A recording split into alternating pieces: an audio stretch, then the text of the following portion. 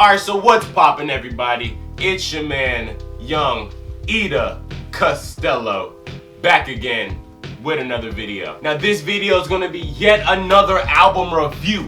And today's album review is gonna be Meek Mill, DC4. Now I'm a big fan of Meek Mill. I'm a big fan of the projects that he released thus far. I know the last album that he dropped, I thought that it was cool. Yo, Lord Knows is absolute fire. It's just fire. And when I heard that DC4 was coming out, I was definitely a little excited just to hear how it sounded. I know the first Dream Chasers I thought was super dope. I wasn't really feeling the second one or the third one too much, but I know that the first one, the very first one with that intro is so crazy. And I will say that going into DC4, my hopes were kind of alright about it, but then as I heard it, those bad boys grew. Now as soon as you start listening to DC4, it starts on point. Like, it starts extremely hyper, it starts extremely fire, and that's one thing I like about Meek Mill. A lot of people might not like the screaming or the loud voice. I feel like that's his style, sort of like how Young Thug uses his voice as an instrument. I feel like that's Meek Mill's style, and that's him kind of using his voice as an instrument in that way and sort of playing it off really well. And I mean, like, this year in 2016, we've heard a lot of sappy, simpy albums. One of them I feel is the best of the year in Frank Ocean's Blonde, but we've heard a lot from Views and a lot from Frank Ocean, two from Frank Ocean as a matter of fact. So I feel like from this album, I feel like it's nice that we hear some straight, heavy, hitting bangers, and that's exactly what we get on this album. Now DC4, I'd have to say, is probably the best out of all the DCs, because out of all the DCs, yeah, they're good, but they always have those tracks that are like, ugh, you shouldn't have made this. I don't really get this on DC4 because the headspace that Meek Mill is in is kind of in that, yo, I gotta get this done, make that money, make that money, make that money motivation. That's exactly what you get all through this album. Straight heaters, straight bangers. Now I will say that this mixtape right here is full of features. You got Designer, Young Thug, Tory Lanez, and I will say that in a song that Designer is featured on, he does his thing, you know the background vocals. Like, he does his thing. Young Thug does his thing also. A lot of people don't like Young Thug, and I was kind of on the fence at first when I started hearing him. But then I feel like the more that you listen to him, Young Thug's actually kind of dope, you know? His flow is real different, and it's super dope in my opinion. But I will say that the best verse on the album, and the best feature on the album, has to go to Tory Lanez. Yo, on that song, Liddy, I gotta keep it real, Meek Mill, your boy Tory Lanez washed you on your own track. I mean, he washed you. This man started talking about his own hairline. Yo, keep it real.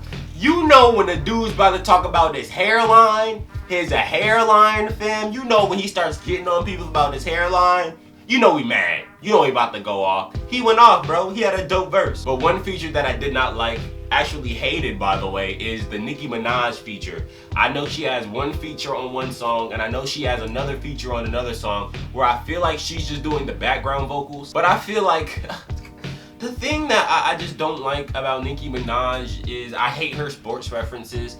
Call me Chris Paul, cause I score every time I throw the ball. Her sports references are complete doo-doo to me. I can't stand her sports references whatsoever. And like, when she comes in on this verse, she is so offbeat. She is so offbeat. And then she starts off with another line about Tom Brady that has nothing to do with nothing. Nicki Minaj, I know you can rap. I heard you on that on the looking ass nigga one, and I heard you on earlier tracks and on Roman's Revenge. You did your thing. But what the fuck is this, man? I deadass just threw my phone. Lil Uzi Vert definitely has a nice little feature on here. And Lil Uzi Vert is someone that I don't really care for, but I don't have a problem with either. He has some songs that I think are cool. I think his flow is very experimental. I think his flow is pretty cool. It's pretty different.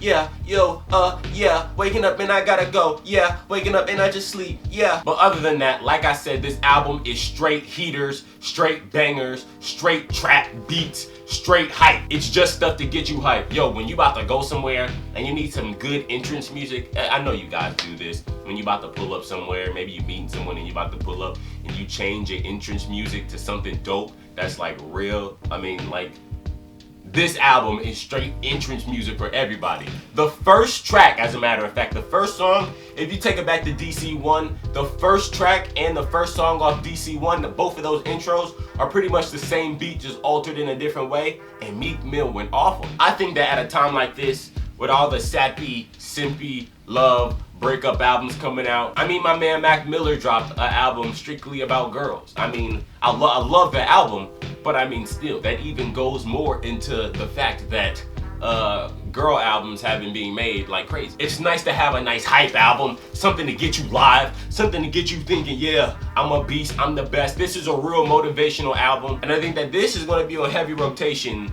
if you play it in the car. I know that this is going to be on heavy rotation for me when I play it in the car because this is dope. Also, that Lil Snoop verse, fire.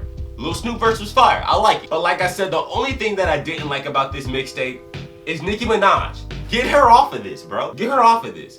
Other than that, I thought that it was solid. I thought that it was fire and pretty good. So if I had to give this a grade, I'd have to give it a strong 7. He deserved it, man. The last album I thought was good. This one I think is pretty good also. A nice little trap banger mixtape, just full of bangers. Tony Story 3 was cool. I like the storytelling in that. But this was the end of the video. I hope that you guys have enjoyed. How did you guys like this album? Did you like it? Did you hate it? Did you think it was some trash? Put that in the comment section down below. Talk about it. Let's have a discussion. But I hope you guys have enjoyed. Like I said before, more videos are coming soon. Yes, the clothing videos, the layer guide, all that is on its way. Just relax. But without further ado, I just gotta say, hey, blessings, blessings, blessings, and yeah. Chris